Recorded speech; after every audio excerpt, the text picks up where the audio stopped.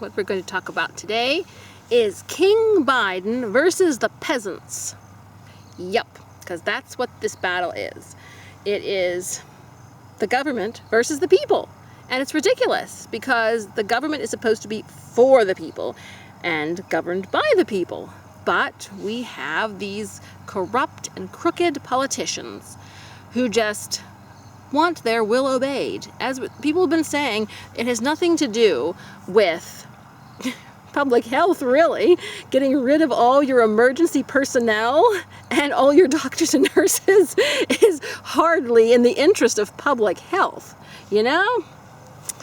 But these people, there's mashed apple on the ground, so I really don't want to sit on it. But these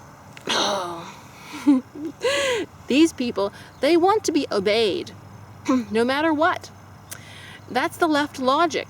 And I said, at this point, Biden is just like, I'm in here, I'm going to get everything I want and burn it all down. Who cares about the consequences? That's the way the left works. They don't care about the consequences a year or 2 years from now. They don't care. All they know is they're in power now, and they're going to have their will and their way by hook or by crook. Now, people wonder who's behind Biden. I don't think it's Obama. I don't care for Obama, but I don't think he's stupid. I don't think he's that stupid. I think the people behind Biden are activists. I think they are, millennials. They are goofy millennials telling Biden what to do. And I think it's worth investigating on the chain of command, because we'd like to see where he's getting his orders from. It's got to be somebody close, but we don't really know about his cabinet and things. I mean, if it's not woke millennials, at least it is his cabinet who is heavily influenced by the woke millennials, because the decisions he's making are not the decisions of a sensible, seasoned politician.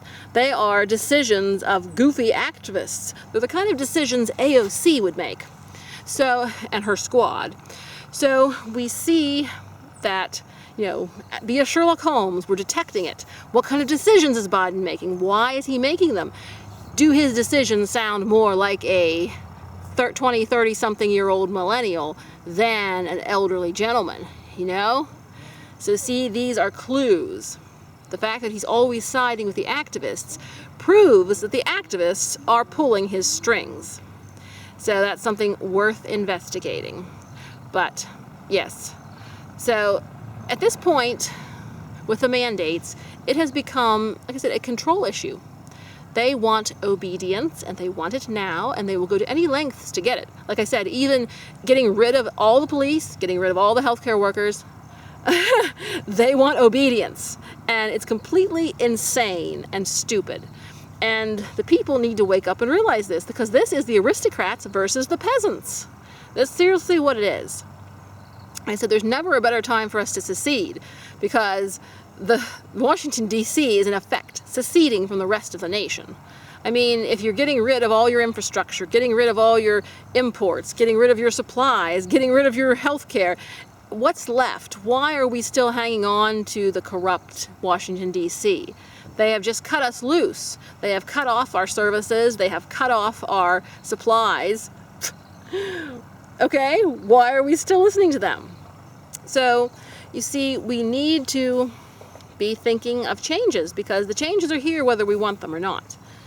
And yeah, and we know it's just a matter of corruption and a matter of idiocy, stupidity, and a general combination of all of it.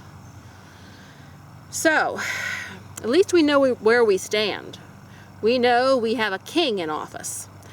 And I think we totally need to rethink, reorganize, and revamp the government system in America and the other countries as well, because the fact that it was able to come to this shows that we need a lot more safeguards, and we need a lot more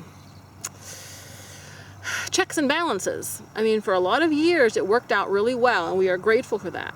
However, now that we see there are things that are seriously not working, and how the system could have been corrupted, now it is time for us to go back and reevaluate, rethink, and just take control of the system and get a fresh start, because we just cannot go on like this. As I said, Washington, D.C. is effectively cutting off the nation from their supplies and from their services. So at this point, what is the point of them even existing? There isn't. And that's what people need to realize. So we need to get busy, get active, and it's amazing, and we're totally proud of all the people willing to stand up to the tyrants, and they're facing their job losses. That is scary, and I said, it hasn't come to me yet. It may not. I said, I work on a tiny paper in a tiny town, so it may not. But just in case it does, at least I know there's many brave people that have gone before me that were willing to give up much more money than I would be giving up, should it come to my door. But, all right, folks.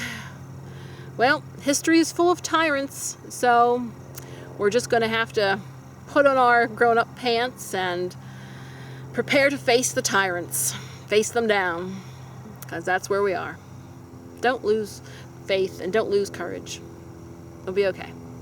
We'll stick together and we will win over the aristocrats.